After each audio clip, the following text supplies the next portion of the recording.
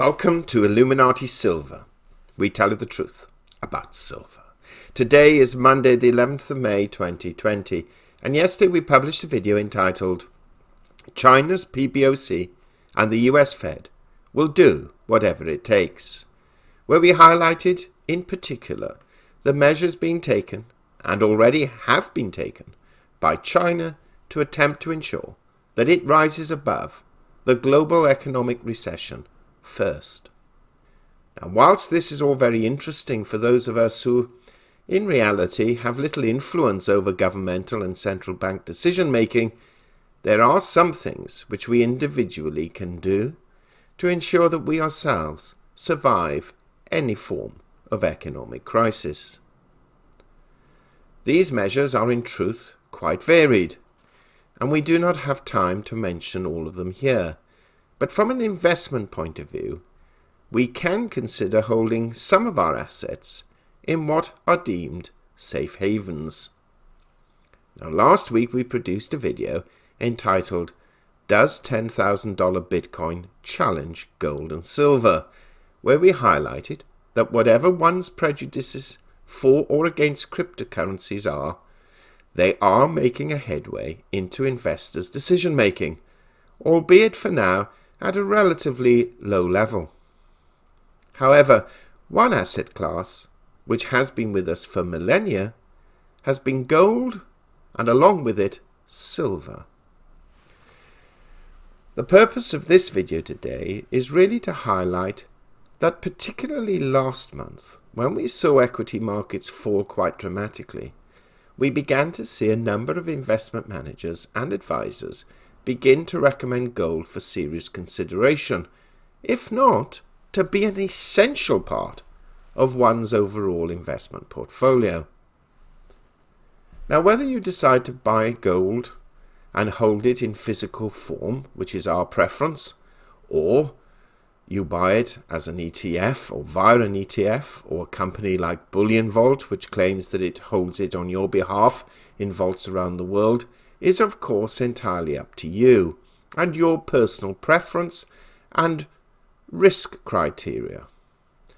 Holding the physical can be expensive in terms of security, insurance and premiums paid, especially as has been seen recently, whereas holding what we term paper gold, some term as an illusion, you have less costs.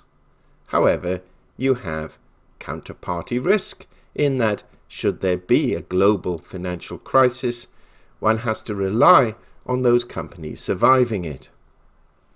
Our position really is that at times of high premiums, paper gold makes sense, and physical gold comes into its own when premiums are lower, or an Armageddon situation is expected. You must make up your own mind as to which you hold, though we can guess what format the majority of our listeners hold their gold and silver in. But here are the 5 reasons why physical gold is recommended by most bullion dealers. And this particular recommendation was published by a bullion dealer in the UK called Bullion by Post. So here are the 5 key reasons. There are indeed many reasons to buy physical gold. Here are just 5. 1. Gold is a safe haven asset. Gold is frequently used as a safe haven asset in times of economic turmoil or geopolitical uncertainty. For this reason, many advisors recommend allocating around 5 to 15% of their portfolios to gold. 2. Gold has a history of holding its value. Unlike paper currency, gold has maintained its value through the ages. It's an ideal way of preserving wealth from one generation to another. Plus, investment gold is not subject to VAT in the United Kingdom. 3. Gold is a hedge. Gold has historically had a negative correlation to movements in the financial markets and is frequently used as a hedge against inflation or to offset falling stock markets. 4. Scarcity. Deposits of gold are relatively scarce, and new supplies of physical gold are limited. This natural scarcity and high production cost is the ultimate reason why gold holds value. And 5. No counterparty risk. When you invest in physical gold, you own it outright. You're not reliant on banks or financial institutions. In contrast, you are reliant on firms for gold futures, gold certificates, or ETFs, exposing you to counterparty risk. Now, these are the 5 reasons for owning physical gold that many of the gold bullion dealers put out there for us to read, absorb, and from their point of view, hopefully follow. So having looked at the reasons for buying gold, we'll now revert to an article published in the Financial Advisor newspaper, which is part of the Financial Times group, aimed specifically at investment advisors, as we're quite confident you'll find this of interest. Financial Advisor article dated 16th of April 2020. Written by Clark Fenton, Manager of the RWC Diversified Returns Fund. Headline: In a crisis, gold sells sanctuary. A monumental few weeks for markets have seen equities plunge into bear market territory around the world, and oil fall 25% in a single day. At the same time, government debt from countries including the UK and US has seen yields fall to new record lows, just above, and in some cases below, 0%, as investors hunt for safe havens. There is no denying these are extraordinary times, with a virus now infecting the globe at a time when economic growth was already fragile. Central banks have responded with tried and tested methods, with the Federal Reserve pushing through an emergency 50 basis point rate cut at the start of March, and US politicians signing off a $2 trillion economic relief package at the end of the same month. The Bank of England has followed suit, slashing the base rate to a record low of 0.1%. Arguably, these moves have exacerbated rather than dampened volatility, causing investors to take flight from risk assets. The only real king among asset classes in this panic moment has been cash, with investors rushing to buy short-dated treasuries and selling everything else. A traditional safe haven that is yet to act as such in a meaningful way is gold. The precious metal has, like other asset classes, seen heightened volatility during the crisis, enduring some swings lower and some sharp rallies, particularly the week beginning the April 6th. But over the medium term, this lack of overall gains could serve it well. While the outlook from here is dependent on the path the coronavirus takes over the next few months, there are a number of tailwinds for gold that could see it break through the $2,000 mark this year. Firstly, there is the situation with real rates, which have never been lower. With yields turning negative on UK debt, already deep in negative territory in Europe and Japan, and paying just a few basis points in the US, an ever-growing chunk of the world's debt supply is now in negative territory. At these levels, investors are holding bonds for safety, totally disregarding the fundamentals of investing in the hunt for protection at any cost. But they will be forced to search beyond bonds to preserve their wealth over the long term, because as it stands, all investors are doing by buying bonds at these levels is locking in a guaranteed loss when inflation is accounted for. Indeed, unless investors expect there to be no growth for the next 10 years, agreeing to lend to governments at such levels could come back to haunt them in the long term. That is because the situation in fixed income is simply not sustainable, and we've already seen moves out of bonds after they dipped to record lows, with yields climbing in recent days. When investors therefore come to reassess and look for alternatives, gold could be a standout option. Gold is underowned by investors globally, with gold demand down 1% in 2019 as a huge rise in investment flows into exchange-traded funds and similar products was matched by the price-driven slump in consumer demand, according to the World Gold Council. It means that gold accounts for around 10% of portfolios globally today, down from peaks above 70% back in the 1950s. Given the headwinds facing the global economy from the coronavirus and the added complications of an oil price shock, we can only see this increasing.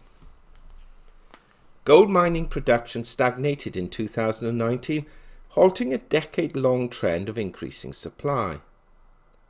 While it will take time to filter through to prices, stagnant supply levels at a time of panic in traditional assets could act as a tailwind for the price if demand continues to climb.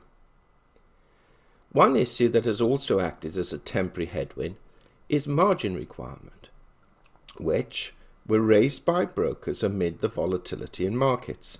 This means backers of gold have had to hand over additional capital to ensure they can continue trading, and many have not been minded to do so. When this is resolved, it will provide another tailwind for the price, especially when combined with falling supply. Somewhat counterintuitively, the gold price ended the month down in February and has been volatile in March, despite being set against an overall global economic landscape characterized by lackluster economic growth, falling inflation, and high levels of debt. Much of this has been due to large funds forced to deleverage, but this story has further to run.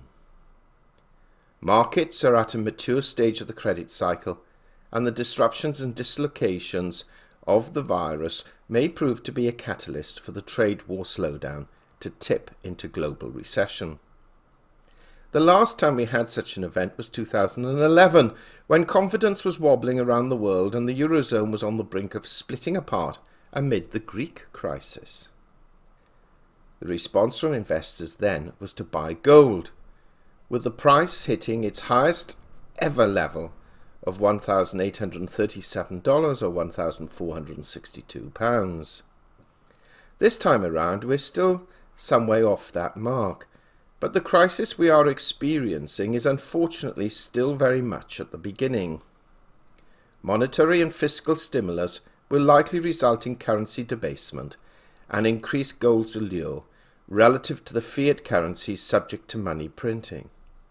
As such, if investors are looking for somewhere to invest amid the volatility, they should strongly consider an allocation to gold, given where real rates of interest are, the measures central banks are taking, and the uncertain nature of the virus itself. End of article.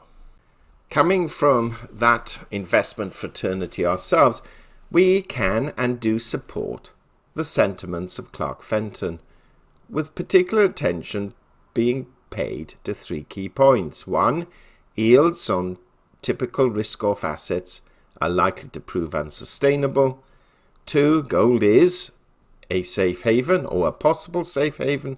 And 3. The gold price is still some way off its, according to him, $1,837 high or $1,900 futures high during the Eurozone crisis.